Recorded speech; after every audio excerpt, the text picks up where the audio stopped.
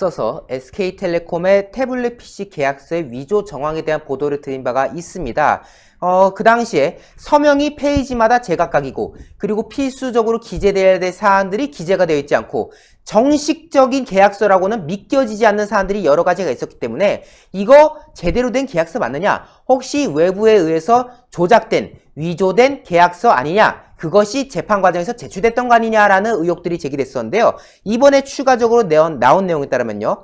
아예 이 계약서가 뭔가 좀 인위적인 손을 탄 것 같다. 지금 계약서 내용을 제가 잠시 뒤에 또 보여드리겠지만은 까맣게 지워진 부분들이 곳곳에 있어요. 근데 그동안 제가 그걸 보도할 때는 그냥 법원에서 인위적으로 뭐 개인정보라서 가렸나 보다 했는데 애초에 SK텔레콤에서 자료를 받을 때부터 까만 상태로 왔다. 근데 그것이 상식적으로 말이 안 되는 것이기 때문에 이거 뭔가 수상하다라는 내용들이 미디어치 보도로 속속 나오고 있습니다. 그거를 저희가 조금 더 정리해서 보도드리도록 하겠습니다. 이것이 저희가 이미 보도했던 내용들인 건데요.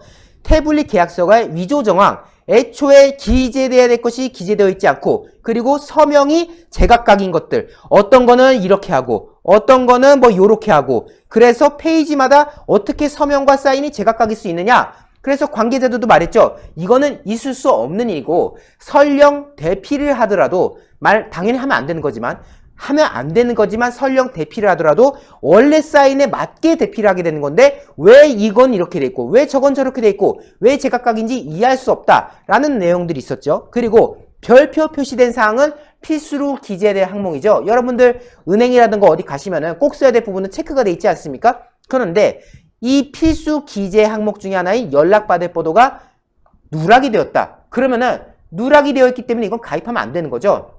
가령 은행 같은 데서 여러분들 주민번호 그 앞자리 6자리 안 적으면 가입 못 하는 거잖아요. 근데 이건 됐다는 거예요. 누락이 됐는데 왜 이것이 가입됐을까? 애초에 이 가입 서류가 제대로 된 가입 서류가 맞느냐라는 이야기들이 나왔던 거 아니겠습니까? 뿐만 아니라 제출 서류도 엉망이었죠. 본인일 경우에는 신분증과 사업자 등록증, 그리고 대리인일 경우에는 대리인의 신분증을 가져와야 되고 위임장과 법인인감증명서를 갖춰야 되는데 신청하기로는 대리인으로 신청해놓고 신분증은 본인 신분증을 가져오고 또 법인인감증명서를 가져오면서 위임장을 가져야 되는데 위임장은 백지 상태였다. 즉 위조된 거네. 그렇죠. 제출 서류도 엉망. 적어야 될 거는 누락돼 있어. 그리고 완전 뭐 사인도 제각각. 이거는 가입을 할 수가 없는 서류예요. 가입을 할 수 없는 서류인데 왜 가입이 됐겠냐? 혹시 SK텔레콤과 논외로 뭔가 위조된 것이 들어가서 가입이 된 것처럼 이야기가 됐던 거 아니냐라는 말이 나왔지 않습니까? 그런데 이번에는 아예 이 계약서 자체가 훼손 상태로 법원에 제출됐던 것이 드러난 것이죠. 보도 내용에 따르면 다음과 같습니다. SK텔레콤이 법원에 이 태블릿 신규 계약서 내역을 제출했는데 문건 일부분이 무단 훼손된 것이 드러났다. 계약서 일부분이 SK텔레콤이 자의적인 판단에 따라서 까맣게 지우고 제출했다는 것인데 이게 말이 안 된다. 왜? SK텔레콤은 까맣게 지울 일이 없거든요. 근데 왜 까맣게 지워졌겠냐? 혹시 그 중간에 무언가 갭이 있었던 거 아니었겠느냐라는 말이 나오는 건데요. 사진을 이제 속속 보여드리겠습니다. 4월 29일에 변호인 측이 복사해서 확보했던 태블릿 PC 계약서 내용입니다. 여기 보면요. 4군데가 지금 까맣게 쳐져 있지 않습니까? 주민 혹은 법인 등록번호, 그리고 가입 사실 확인 연락처, 그리고 예금주 내지 카드주의 주민등록번호, 그리고 신규 가입 전화번호 등 4가지가 까맣게 지워진 상태였어요. 여기에 대해서 변호인 측이 석연치 않게 생각해가지고 아니 왜 이거를 다 가렸냐? 법원에서 자체적으로 이거 내용의 일부를 가렸나 보다. 왜냐면 법원 같은 경우는 민감한 사안들은 인위적으로 가릴 때도 있거든요. 그래서 이거 왜 가렸지 싶어가지고 그 법원 측에 이제 얘기한 거예요. 그 가린 거 빼고 원본 그대로 좀 보여주십시오. 가리지 말고 보여주십시오라고 다시 요청을 했다고 해요. 그래서 15일에 이걸 신청하고 이제 받아냈어요. 25일에 다시 그걸 받아냈는데 여전히 2군데가 가려져 있다는 것입니다. 지금 가려진 내용이 뭐냐면은 주민등록 내지 법인등록번호 그리고 예금주 내지 카드주의 주민등록번호가 여전히 지워진 상태인데 이게 법원에서 인정을 한 거거든요. 까만 거 지워줄게 라고 해서 준 건데 2군데는 회복이 됐는데 2군데는 여전히 남았다. 그래서 법원에 다시 갔습니다. 아니 우리가 까만 거 다 지워서 원본 그대로 보내달라 했더니 왜 까만 거 남아있어요? 라고 물어보니까 그거는 SK텔레콤이 애초에 가려서 보내준 거다. 우리가 지운 거 아니야 라고 말하는 거예요. SK텔레콤이 애초에 이 두 군데를 지워서 보내준 거야 라고 말한 건데 이게 말이 안 된다는 겁니다. 민간기업은요. 검찰이라던가 법원이 증거를 제출을 요구하면요. 특정 부분을 가려서 제출한 전례가 없습니다. 즉 기업에서는 원본을 보내주는 거예요. 원본 보내주고 법원이나 검찰에서 그거를 판단해가지고 지우는 거지 기업 차원에서 지워서 보낸 일은 말이 안 된다는 겁니다. 실제로 검사 출신 변호사는 이렇게 말해요. 내가 검찰에 있을 때 이런 경우 한 번도 못 봤다. 설령 개인정보라도 수사를 위해서는 모두 공개를 한다는 게 형사소송법 원칙인데 SK텔레콤이 이런 식으로 자기 멋대로 이 내용들을 지었다는 것은 정말 말도 안 되는 일이다 라고 지적을 했던 것이죠. 변희재 대표 고문도 말했습니다. 기업은 법원이 제출하라는 자료가 있으면 그냥 원본 그대로 내면 될 뿐인데 해당 사건의 쟁점을 전혀 알지 못하는 일개 기업이 어떻게 법원이 제출한 서류를 두고 마음대로 특정 부분을 지어낼 수가 있는가. 특히 SK텔레콤은 통신사지 않습니까? 네. 통신사는 법원이라던가 검찰과 여러 가지 협력을 많이 할 수밖에 없어요. 범죄자의 통신 내역 그리고 뭐 여러 가지 등등 사안들이 있기 때문에 법원, 경찰, 검찰 등에서 제출해야 될 서류가 어떠한 것인지를 뻔히 알면서 하루에도 여러 건의 제출을 저들에게 제출한 상황인데 어떻게 특정 정보를 지우고 서류를 제출하는 것이 가능하겠는가? 이건 애초에 이해할 수 없는 대목이었던 것이다 라는 것이죠. 그러면요. 이 지금 가려진 항목이 법인등록번호 그리고 뭐 지금 여러 연락처, 뭐 주민번호 뭐 이런 것들인데 이게 민감해서 얘들이 지었나 싶었는데 그렇지도 않습니다. 지금 제가 빨간색 네모로 표시한 게 뭐냐면요. 바로 주민등록 내지 법인등록번호를 기입한 칸인데 여기를 까맣게 처리했어요. 그래서 이게 민감해서 지었나 싶었는데 그런 사항도 아니에요. 여러분도 아시겠지만은 사업자 등록증 민감한 사안입니까? 사업자 등록증 거래하다 보면 다 공개적으로 확인되는 정보들이지 않습니까?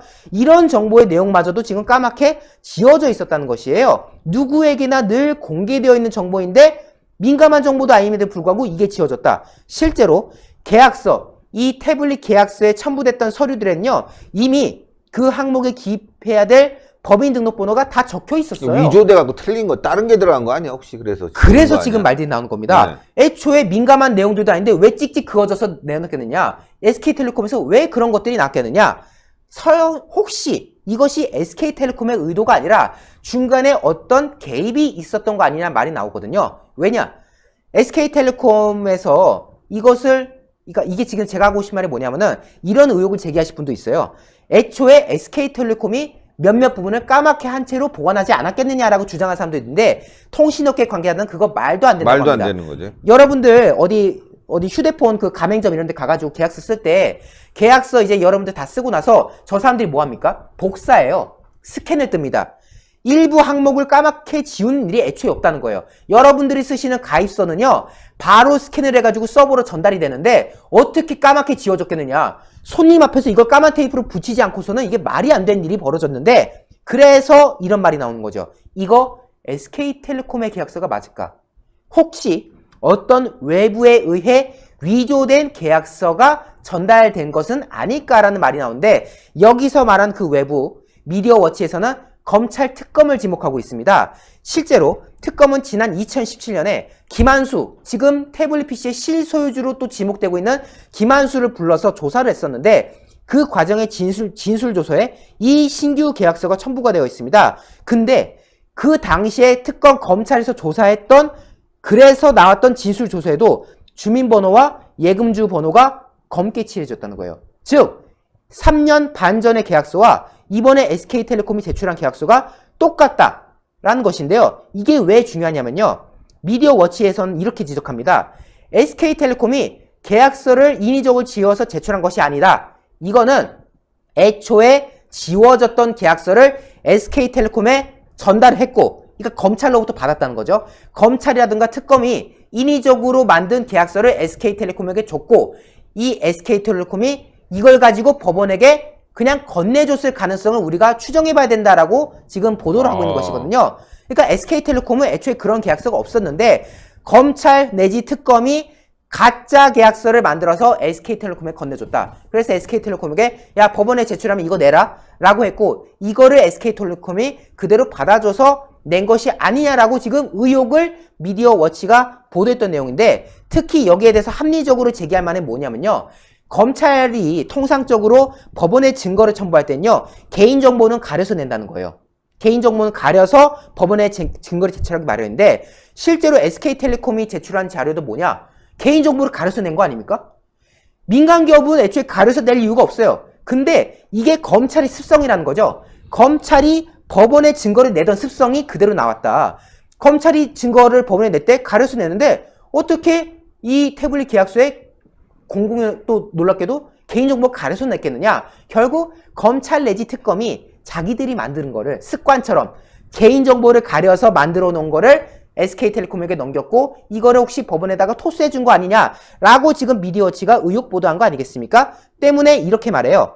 이거 2017년에 특검이 김한수와 함께 태블릿 신규 계약서를 위조한 것이다. 김한수와 특검이 짜고 쳤다. 그리고 그 과정에서 검찰의 습성대로 개인정보를 가린 형태로 위조돼서 건네졌을 가능성을 우리가 추정해 볼 수 있지 않겠느냐라는 것이 지금 미디어워치의 추정 내용인 거고요. 따라서 지금 이와 관련해서 변호인 측은 지금 이의를 제기하고 있습니다. 이것이 너무나도 동일하다. 3년 반 전의 것과 이번에 나온 것이 너무나도 동일하기 때문에 일단 이 계약서 자체가 너무나도 수상하다. 특검 조사 과정에서 나왔던 것과 동일한 것으로 추정되고 있기 때문에 여기에 대해서 두 계약서가 똑같은 것인지 의뢰를 하겠다는 상황인 거고요. 변호인 측 같은 경우는요, SK텔레콤에 추가로 사실조회 신청서를 법원에 제출했다고 합니다. SK텔레콤 상대로 너네 그 까맣게 처진 거 있던데 까맣게 처진 거 지워라. 그 까맣게 처진 거 지워서 다시 우리한테 제출해라 라고 사실조회 신청서를 걸었다고 하는데요. 이게 왜 중요하냐면요.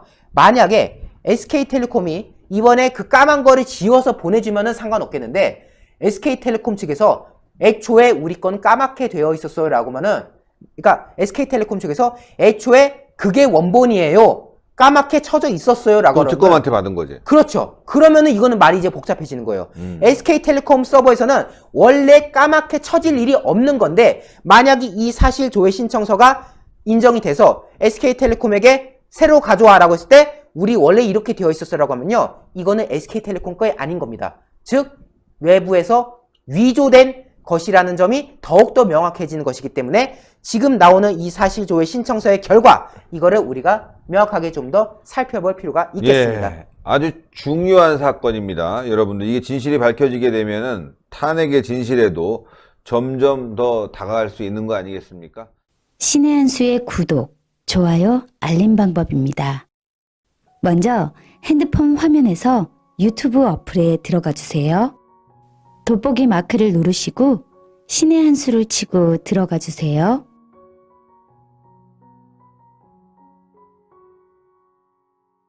보실 영상을 눌러주세요.